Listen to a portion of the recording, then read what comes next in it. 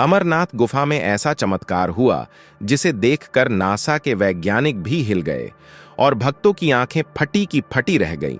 अमरनाथ गुफा जम्मू कश्मीर में स्थित भगवान शिव का एक पवित्र तीर्थ स्थल न केवल आध्यात्मिक महत्व के लिए जाना जाता है, बल्कि इसके रहस्यों और चमत्कारों के लिए भी।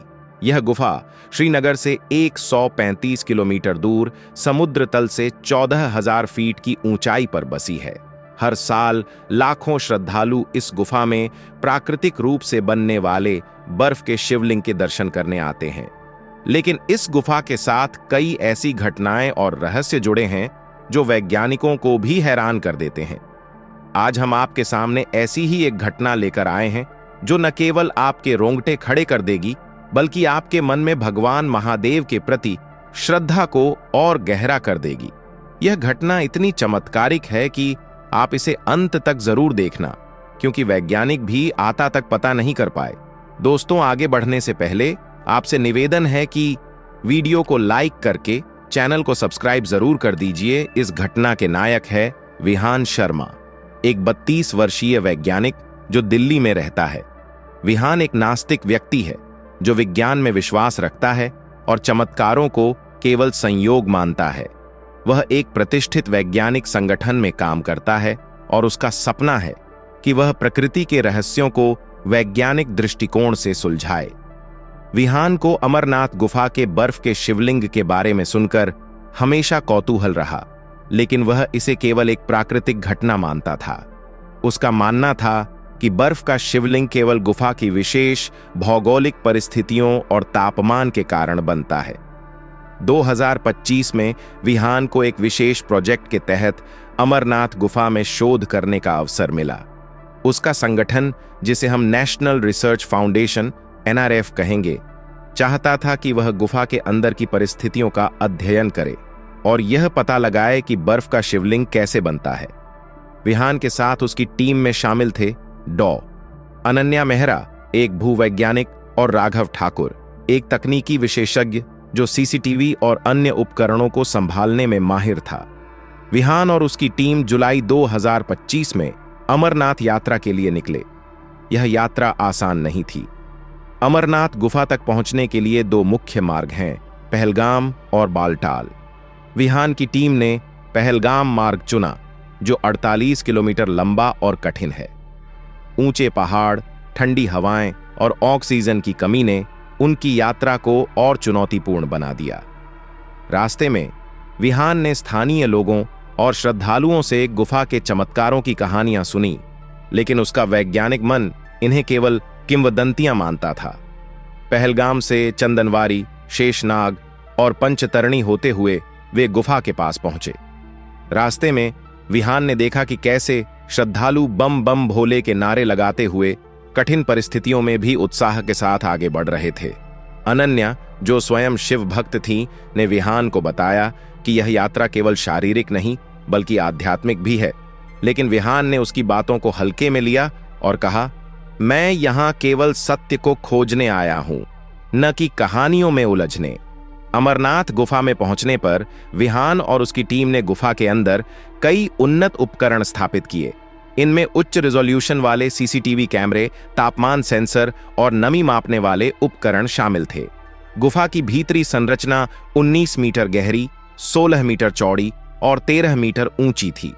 गुफा के केंद्र में बर्फ का शिवलिंग स्पष्ट रूप से दिखाई दे रहा था, जो लगभग 8 फीट ऊंचा था। विहान ने इसे देखकर सोचा, यह निश्चित रूप से बर्फ की बूंदों का एक प्राकृतिक संचय है। राघव ने गुफा के विभिन्न हिस्सों में 4 CCTV कैमरे लगाए, एक शिवलिंग के ठीक सामने, दूसरा गुफा के प्रवेश द्वार पर, तीसरा गणेश और पार्वती के हिमखंडों के पास और चौथा गुफा की गहराई में, जहां अमरावती नदी की छोटी सी धारा बहती थी। इन कैमरों को सौर ऊर्जा और बैटरी से संचालित किया गया था ताकि वे मंदिर के बंद होने के बाद भी काम कर सकें। विहान का उद्देश्य था कि वह गुफा के अंदर होने वाली हर गतिविधि को रिकॉर्ड करे, खासकर मंदिर के बंद होने के बाद जब कोई मानव उपस्थिति नहीं होती। पहले कुछ दिन सब कुछ सामान्य रहा। कैमरों ने गुफा में श्रद्धालुओं की भीड़, पुजारियों की पूजा और बर्फ के शिवलिंग को रिकॉर्ड किया। लेकिन मंदिर के बंद होने के बाद जब गुफा में कोई नहीं था, कुछ अजीब घटनाएं कैमरों में कैद होने लगीं। एक रात राघव ने विहान को बुलाकर कहा, सर, आपको यह फुटेज देखनी होगी। फुटेज में गुफा के अंदर एक हल्की नीली रोशनी दिखाई दे रही थी, जो शिवलिंग के चारों ओर चक्कर लगा रही थी।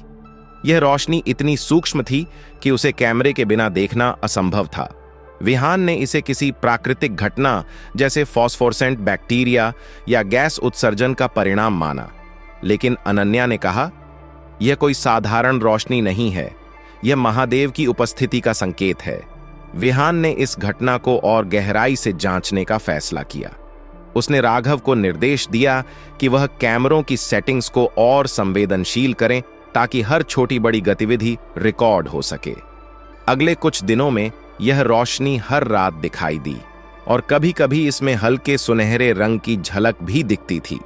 विहान के वैज्ञानिक मन ने इसे समझाने की कोशिश की, लेकिन कोई ठोस जवाब नहीं मिला। मंदिर के बंद होने के कुछ दिन बाद एक और हैरान करने वाली घटना घटी।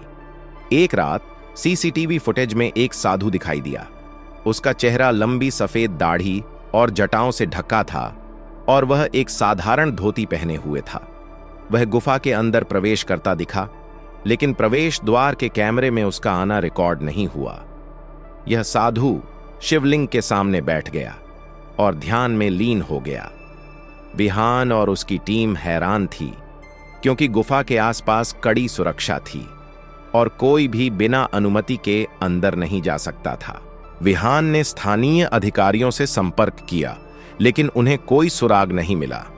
साधु की कोई पहचान नहीं थी और न ही कोई रिकॉर्ड था कि कोई गुफा में रुका था।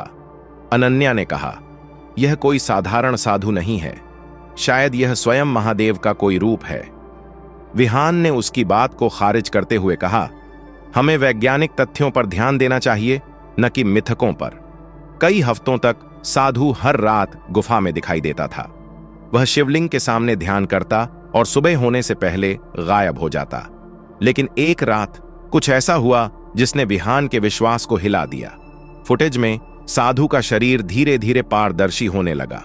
पहले उसके पैर, फिर हाथ और अंत में पूरा शरीर हवा में विलीन हो गया। यह सब कुछ इतनी धीमी गति से हुआ कि कैमरे ने इसे स्पष्ट रूप से रिकॉर्ड कर लिया। विहान ने इस फुटेज को बार बार देखा, लेकिन वह समझ नहीं पाया कि यह कैसे संभव है। राघव ने सुझाव दिया कि शायद यह किसी तरह का होलोग्राम है, लेकिन विहान ने इस सिद्धांत को खारिज कर दिया, क्योंकि गुफा में कोई होलोग्राफिक उपकरण नहीं था। अनन्या ने कहा, यह महादेव की लीला है। यह साधु कोई सिद्ध पुरुष था जो ध्यान के द्वारा सिद्धि प्राप्त कर चुका है। विहान, जो अब तक नास्तिक था, इस घटना से परेशान हो गया। उसने सोचा, क्या यह संभव है कि विज्ञान के बाहर भी कोई शक्ति है? जैसे जैसे मंदिर के खुलने का समय नजदीक आ रहा था, एक और चमत्कार हुआ। सीसीटीवी फुटेज में बर्फ का शिवलिंग रात के समय थोड़ा थोड़ा बदलने लगा। एक रात शिवलिंग के बगल में गणेश और पार्वती के हिमखंड अपने आप बन गए, बिना किसी बर्फ की बूंदों के टपकने के। यह प्रक्रिया इतनी सूक्ष्म थी कि केवल कैमरे ही इसे कैद कर पाए। विहान ने इसे देखकर कहा, यह असंभव है। बर्फ का संचय इतनी तेजी से और इतने व्यवस्थित रूप से नहीं हो सकता। अनन्या ने विहान को याद दिलाया कि पौराणिक कथाओं में कहा जाता है कि भगवान शिव ने माता पार्वती को अमरनाथ गुफा में अमर कथा सुनाई थी। शायद यह उसी कथा का प्रतीक है, उसने कहा। विहान अब पूरी तरह से उलझन में था। उसका वैज्ञानिक मन और उसकी आंखों के सामने हो रहे चमत्कारों के बीच एक युद्ध चल रहा था। मंदिर के खुलने से ठीक एक दिन पहले एक और चमत्कार हुआ। सीसीटीवी फुटेज में 2 कबूतर गुफा में प्रवेश करते दिखे। ये कबूतर शिवलिंग के चारों ओर चक्कर लगाने लगे और फिर अचानक एक सुनहरी रोशनी में बदल गए। यह रोशनी इतनी तेज थी कि कैमरे का लेंस कुछ सेकंड के लिए अंधा हो गया। जब रोशनी कम हुई तो कबूतर गायब थे। अनन्या ने कहा, यह भगवान शिव और माता पार्वती का प्रतीक है।